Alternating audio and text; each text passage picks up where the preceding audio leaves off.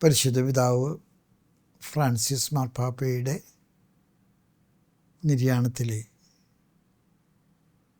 അനിതരമായ സങ്കടത്തോടും സംഘർഷത്തോടും കൂടിയിട്ടാണ് ഞാൻ അനുശോചനം അറിയിക്കുന്നത്. മാർപ്പാപ്പയെ വ്യക്തിപരമായിട്ട്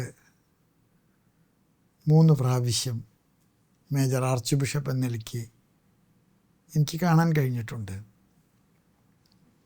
പരിശുദ്ധ പിതാവിൻ്റെ ഈ കൂടിക്കാഴ്ചകളിൽ എനിക്ക് അനുഭവവേദ്യമായിട്ടുള്ള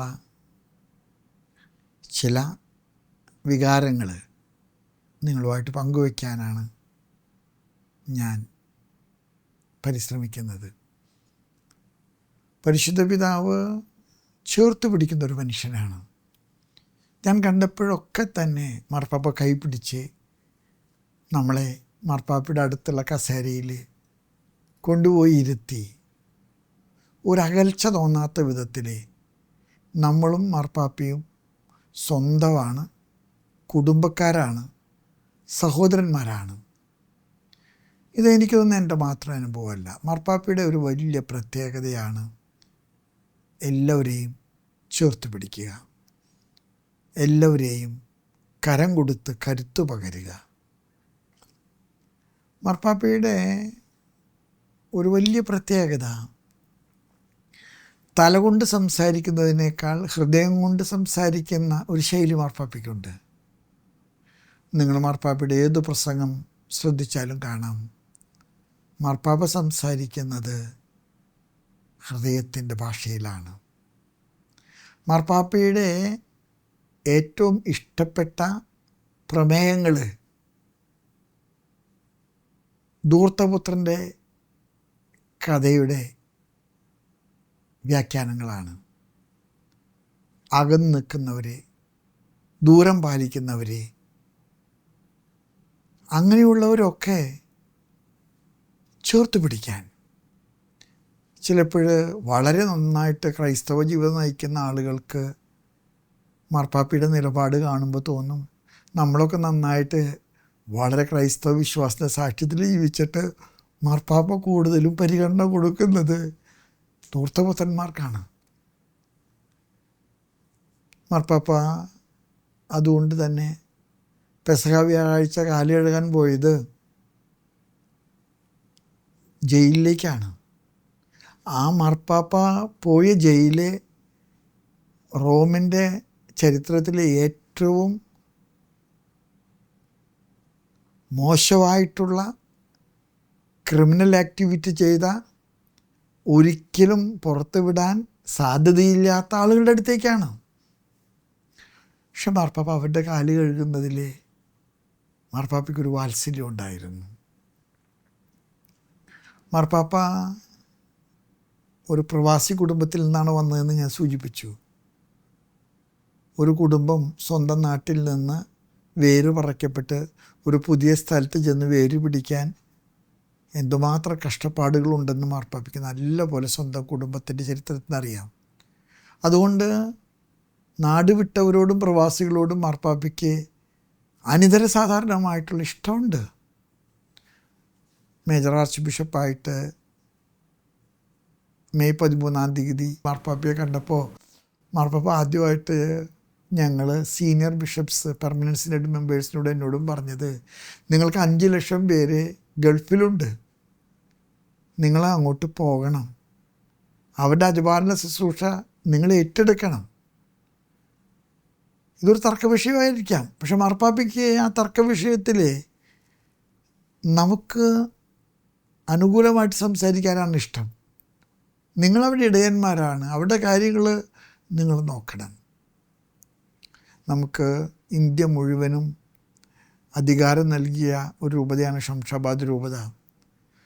മാർപ്പാപ്പ 2017 ഒക്ടോബർ 9 എഴുതിയൊരു കത്തുണ്ട് ഇന്ത്യയിലെ മെത്രാന്മാർക്ക്.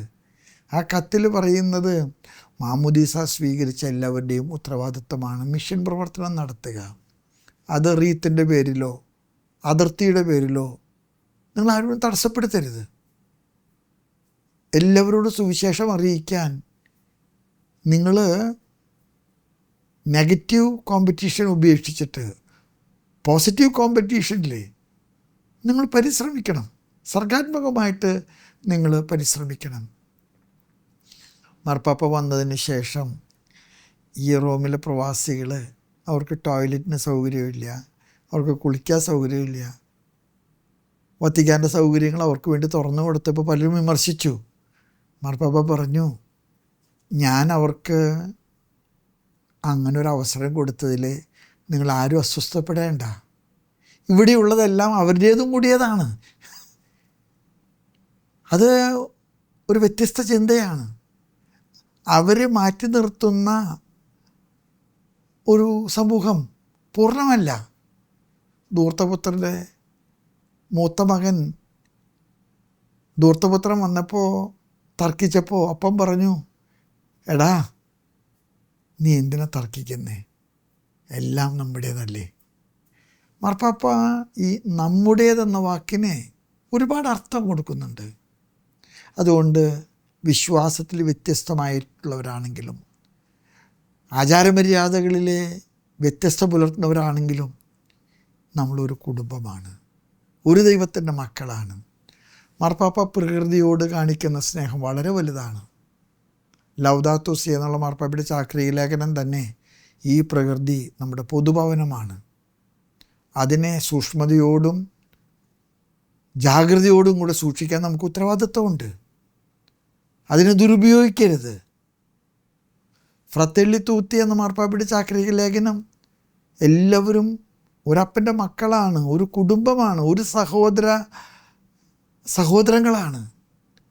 മാർപ്പാപ്പ അതുകൊണ്ട് തന്നെ സൃഷ്ടിച്ച ഒരു വികാരമുണ്ട്. അത് ദൈവശാസ്ത്രത്തിൻ്റെ വികാരമാണ്. പക്ഷേ ദൈവശാസ്ത്രത്തിലെ തലയേക്കാൾ കൂടുതൽ ഹൃദയത്തിൻ്റെ മിടിപ്പുകൾക്ക് പ്രാധാന്യം കൊടുത്ത ഒരു ദൈവശാസ്ത്രമാണ്. ധൂർത്തപുത്രൻ്റെ കഥയിലെ ധൂർത്തപുത്രനെ സ്വീകരിക്കുന്ന അപ്പൻ തല കൊണ്ടല്ല ചിന്തിച്ചത്, ഹൃദയം കൊണ്ടാണ്. അതുകൊണ്ട് മാർപ്പാപ്പയുടെ ഓർമ്മ നമ്മൾ തിരുസന്നിധിയിൽ അനുസ്മരിക്കുമ്പോൾ ഞാൻ പറയും, മാർപ്പാപ്പ ദൈവത്തിൻ്റെ ഒരു സന്ദേശവാഹകനായിരുന്നു. ഈ കാലഘട്ടത്തിൽ മനുഷ്യരെ ഒരു കുടുംബമായിട്ട് കാണാനും എല്ലാവരും ചേർന്ന് ഒരു വലിയ കുടുംബമായിട്ട് ജീവിക്കാനും മാർപ്പാപ്പ നമ്മളെ പഠിപ്പിച്ചു. പ്രകൃതി നമ്മുടെ കുടുംബ വീടാണ്, നമ്മുടെ തറവാട്ട് വീടാണ്. ദുരുപയോഗിക്കരുത്. നമ്മൾ വ്യത്യസ്തതകൾ ഉണ്ടെങ്കിൽ പോലും നമ്മൾ അന്യരല്ല, നമ്മൾ സഹോദരങ്ങളാണ്. മാർപ്പാപ്പയ്ക്ക് പകരം വയ്ക്കാൻ വേറെ ഒരു ആളുണ്ടാവും എനിക്കറിഞ്ഞുകൂടാ. ഈ കാലഘട്ടത്തിൽ മാർപ്പാപ്പ സംസാരിച്ച സ്വരം ലോകം ശ്രദ്ധിച്ച് കേട്ടത്, ലോകത്തിൻ്റെ പ്രതിസന്ധികൾ, അതായിരുന്നു മാർപ്പാപ്പയുടെ പ്രസംഗ വിഷയം.